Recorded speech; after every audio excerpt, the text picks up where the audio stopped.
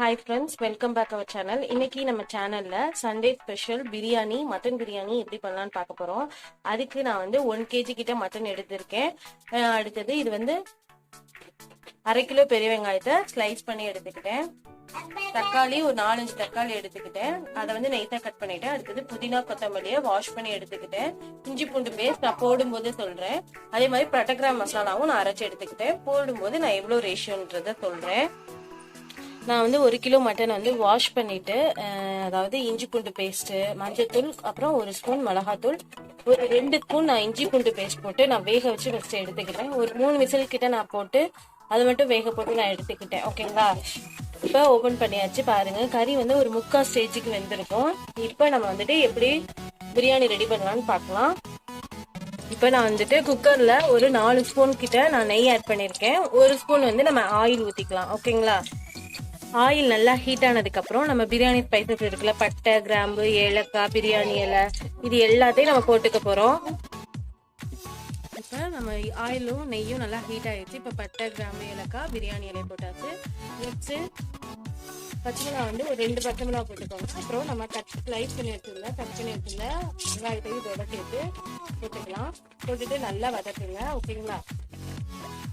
Next நான் வந்து 1 kg வந்து ரைஸ் வந்து ஊற வச்சு எடுத்திருக்கேன். நான் சீரக சம்பா ரைஸ் எடுத்திருக்கேன். அதை வந்துட்டு நல்லா ஒரு 1 டைம் இல்லை 2 டைம் நல்லா வாஷ் பண்ணிட்டு இந்த மாதிரி ஊற வச்சிருங்க. இப்போ நெக்ஸ்ட் வந்து ஒரு 5 மினிட்ஸ் வந்து வெங்காயம் வந்து நல்லா வந்து வேகட்டும். வதக்குனதுக்கு அப்புறம் நம்ம அடுத்தது கட் பண்ணி வச்சிருந்த கொத்தமல்லி புதினாவை வந்துட்டு இதோட நம்ம போட போறோம். நல்லா வாஷ் பண்ணிட்டு நீங்க வந்து வச்சுக்கோங்க. கொத்தமல்லி புதினா அதையும் சேர்த்து இதோட ஆட் பண்ணிட்டு நல்லா வதக்கிக்கலாம்.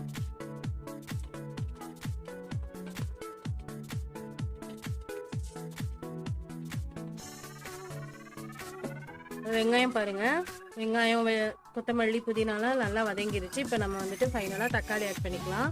தக்காளியும் ஆட் பண்ணிட்டு இந்த மாதிரி நல்லா வந்துட்டு வதங்கட்டும்.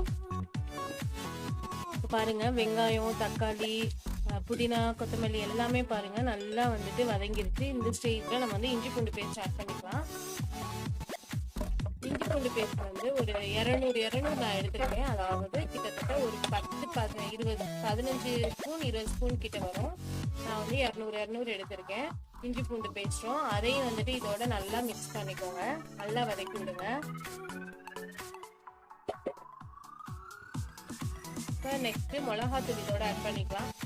அடுத்தது 1.5 ஸ்பூன் வந்து மிளகாத்தூள் ஆட் பண்ணிக்கலாம். நான் வந்து பச்சை மிளகா வந்து 2 ஆட் பண்ணனால நான் வந்து 1.5 ஸ்பூன் மிளகாத்தூள் ஆட் பண்ணிக்கிட்டேன். உங்களுக்கு காரத்துக்கு தகுந்த மாதிரி நீங்க ஆட் பண்ணிக்கோங்க. மல்லித்தூள் வந்து ஒரு 1 ஸ்பூன் ஆட் பண்ணிக்கோங்க. ஆட் பண்ணிட்டு இப்போ நல்லா வந்துட்டு நல்லா மிக்ஸ் பண்ணிடலாம்.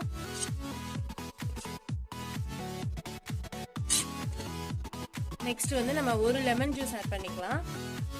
அதையும் போட்டு நல்லா அந்த மாதிரி நல்லா மிக்ஸ் பண்ணுங்க. நெக்ஸ்ட் வந்துட்டு 3 ஸ்பூன் கிட்ட நம்ம வந்துட்டு ஒரு 3 ஸ்பூன் அல்லது 4 ஸ்பூன் கிட்ட நம்ம வந்து தயிர் ஆட் பண்ணிக்கலாம். தயிரையும் ஆட் பண்ணிட்டு நல்லா மிக்ஸ் பண்ணுங்க. நெக்ஸ்ட் நம்ம ஆல்ரெடி வந்து வேக வச்சு வச்சிருந்தோம் இல்லையா மட்டன், அதையும் வந்து இதோட போட்டு நல்லா மிக்ஸ் பண்ணிக்கலாம். நல்லா வந்து மட்டனை போட்டுட்டு நல்லா அந்த மாதிரி மிக்ஸ் பண்ணி விடுங்க. மசாலா மட்டன் எல்லாம் வந்து ஒரு தேவை வேகணும். இப்போ நெக்ஸ்ட் நம்மளுக்கு தேவையான அளவு உப்பு போட்டுக்கலாம். உப்பு போட்டுட்டு நல்லா வந்து மிக்ஸ் பண்ணுங்க. நெக்ஸ்ட் நம்ம பிரியாணி மசாலா, பட்டை கிராம் மசாலா இதோட சேர்த்து ஆட் பண்ணிக்க போறோம். நான் வந்து பட்டை வந்து 20 கிராம் எடுத்தேன். ஏலக்காய், கிராம்பு 10 எடுத்தேன். நாங்கள் வந்து வீட்லேயே வந்து ரெடிமேட் அப்பதான் நாங்கள் அரைச்சுதான் யூஸ் பண்ணிக்குவோம். வச்சு ஸ்டோர்லாம் பண்ண மாட்டோம். ஓகேங்களா? இப்போ அதையும் போட்டுட்டு நல்லா இப்போ மிக்ஸ் பண்ணிக்கலாம். நெக்ஸ்ட் வந்துட்டு நான் இதுல வந்து ஒரு 2.5 படி வந்து நான் அரிசி எடுத்துக்கிட்டேன். இங்க பாருங்க, இதுல 2.5 படி நான் வந்து அரிசி எடுத்துக்கிட்டேன். அதுல கிட்டத்தட்ட 2.5 படிக்கு ரைஸ்க்கு வந்துட்டு 5 இதுலயே வந்துட்டு 5 இது நம்ம தண்ணி ஆட் பண்ணணும். இப்போ நான் வந்துட்டு 5 இது நம்ம கறி தண்ணி வேக வச்சோம் பார்த்தீங்களா, அந்த தண்ணியை சேர்த்து நான் வந்துட்டு 5 இதுல 5 லிட்டர் நான் 5 கப்ல தண்ணி போட்டிருக்கேன். ஓகேங்களா? இப்போ பாருங்க, எண்ணெய் பிரிஞ்சு வெளியாயிருச்சு. இப்போ இந்த ஸ்டேஜ்ல நம்ம வந்து தண்ணி ஆட் பண்ணிக்கிட்டோம். நான் சொன்ன ரேஷியோ 5 இது நான் தண்ணி ஆட் பண்ணிக்கிட்டேன். இப்போ தண்ணியை ஆட் பண்ணிட்டு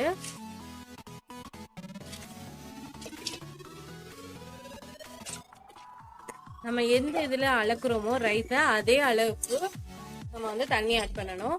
ஏன்னா உப்பு உப்பு வந்து செக் பண்ணிக்கோங்க. நாங்க செக் பண்ணிட்டோம், எங்களுக்கு போதும். உங்களுக்கு பத்தலைனா கூட நீங்க ஆட் பண்ணிக்கலாம். இப்போ நம்ம இது வந்து இந்த தண்ணி வந்து கொதிக்கட்டும். ஓகேங்களா?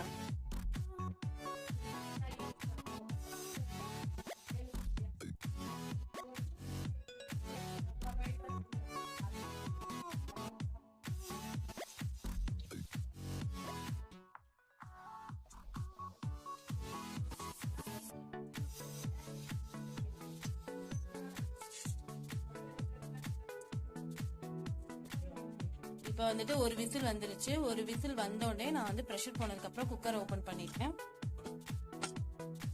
வாவ், டேஸ்டியான சீரக சம்பா ரைஸ் பிரியாணி ரெடி ஆயிடுச்சு. நான் வந்துட்டு ஒரு கொதி வந்துச்சு. கொதி வந்ததுக்கு அப்புறம் நான் வந்துட்டு ரைஸ் போட்டேன். ரைஸ் போட்டதுக்கு அப்புறம் ஒரு விசில் நான் வச்சேன். ஒரு விசில் போனோடனே டக்குன்னு நான் வந்து ப்ரெஷர் ரிமூவ் பண்ணிட்டு ஓபன் பண்ணேன். டேஸ்டியான சீரக சம்பா ரைஸ் பிரியாணி இருக்கு. நம்ம மேல வந்து ஒரு 3 ஸ்பூன் நம்ம நெய் ஆட் பண்ணிக்கலாம். நெய் ஆட் பண்ணிட்டு ஒரு பவுல்ல நம்ம ட்ரான்ஸ்ஃபர் பண்ணிக்கலாம். ஓகேங்களா? பாருங்க, இப்போ நம்ம ஒரு பவுல்ல ட்ரான்ஸ்ஃபர் பண்ணிடலாம். கண்டிப்பா இதை வீட்டில் ட்ரை பண்ணுங்க, உங்களுக்கு கண்டிப்பா பிடிக்கும். ரொம்ப ஈஸியா நம்ம குக்கர்லேயே பண்ணிடலாங்க. பிடிச்சிருந்தா லைக் பண்ணுங்க, கமெண்ட் பண்ணுங்க, எங்க சேனலுக்கு மறக்காம சப்ஸ்கிரைப் பண்ணுங்க. தேங்க்யூ.